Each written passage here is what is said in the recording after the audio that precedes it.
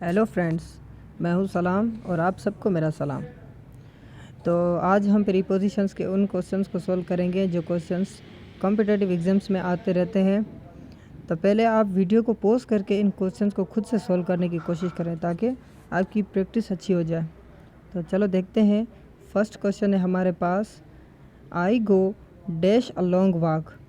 Option है हमारे पास on, to, for, no preposition. और करेक्ट ऑप्शन होगा हमारे पास ऑप्शन सी। तो देखें, गो के साथ तो टू लगता है, लेकिन तब जब हमारे पास प्लेस, डेस्टिनेशन या इन्फिनेटिव हो। लेकिन यहाँ पर देखें आप, I go for a walk, for a long walk. For a long walk एक एब्स्ट्रैक्ट नाउन की, एब्स्ट्रैक्ट कॉन्सेप्ट की बात की जा रही है। जैसे कि हम कहते हैं I go for a ride in a car, इस तरीके से। तो हमारा तब लगेगा फोर। तो दूसरा क्वेश्चन है हमारे पास, she is blind dash listen his child's mistake. तो ऑप्शन है हमारे पास with, in, to and no preposition. और करेक्ट ऑप्शन होगा हमारे पास ऑप्शन सी। तो देखें, जब ब्लाइंड की बात करते हैं तो जब दो आंखों से कोई अंधा होता है तो हम विथ लगाएंगे, और जब कोई एक आंख से अंधा होगा तो इन लगाएंगे। लेकिन यहाँ पर देखें, इन्फिनेटिव की बात की जा रही है और इन्फिनेटिव अपने साथ टू लेता है, तो टू लगेगा। दूसरा क्वेश्चन देखते हैं हमारे पास है, Julius Caesar had been married dash California. और ऑप्शन है हमारे पास to, with, for and no preposition.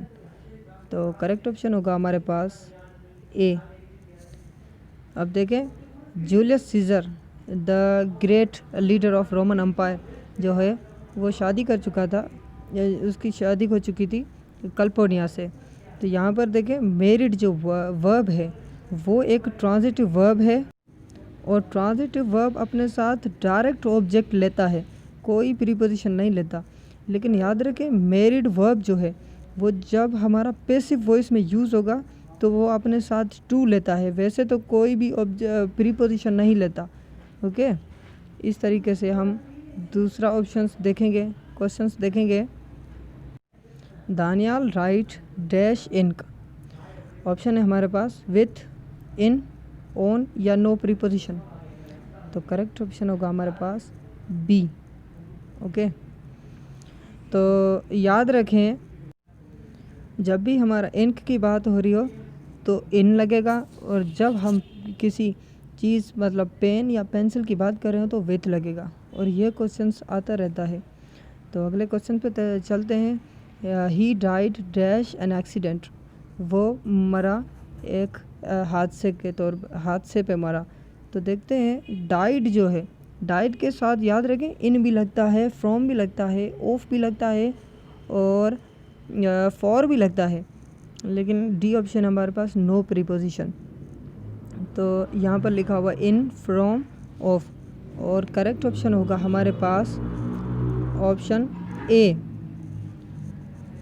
अब याद रखें, जब कोई जंग में मरता है या किसी एक्सीडेंट हादसे पे मरता है तो इन लगेगा।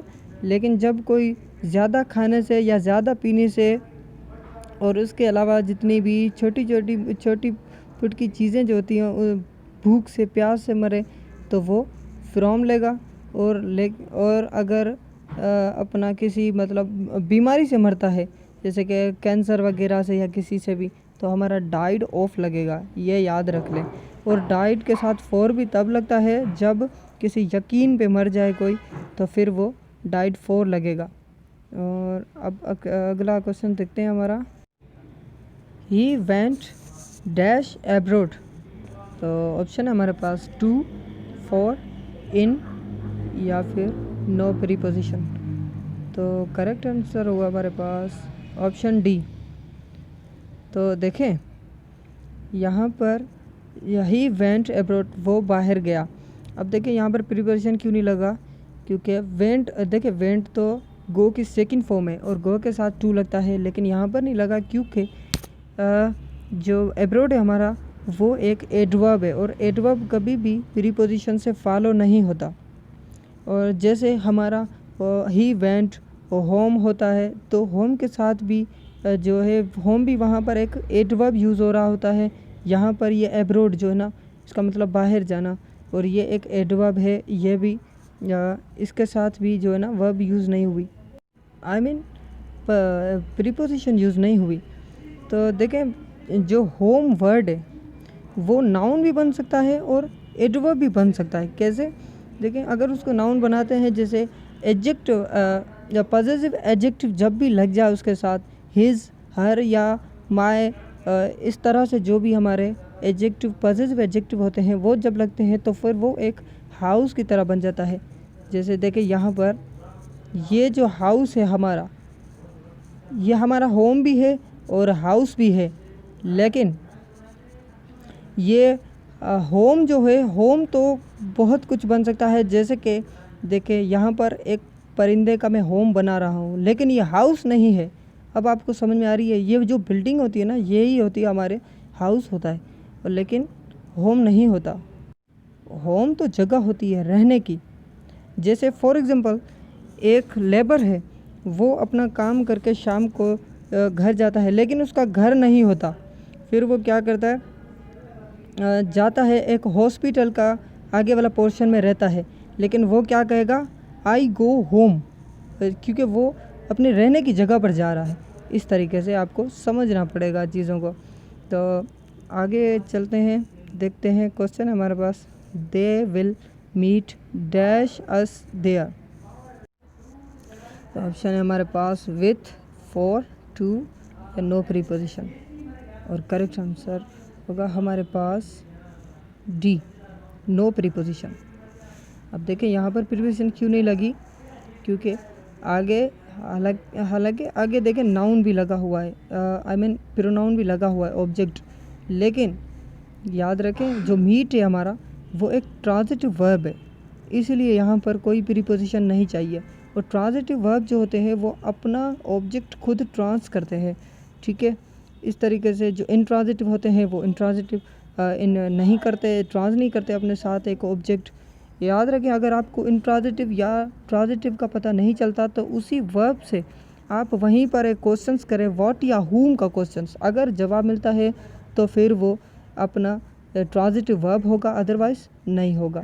तो चलें अगला क्वेश्चंस देखते हैं हमारा, I will arrive home dash dusk. Option है हमारे पास in, on, at and no preposition. तो करेक्ट ऑप्शन होगा हमारे पास ऑप्शन सी। तो देखें यहाँ पर क्या कह रहा है, I will arrive home dash dusk at dusk.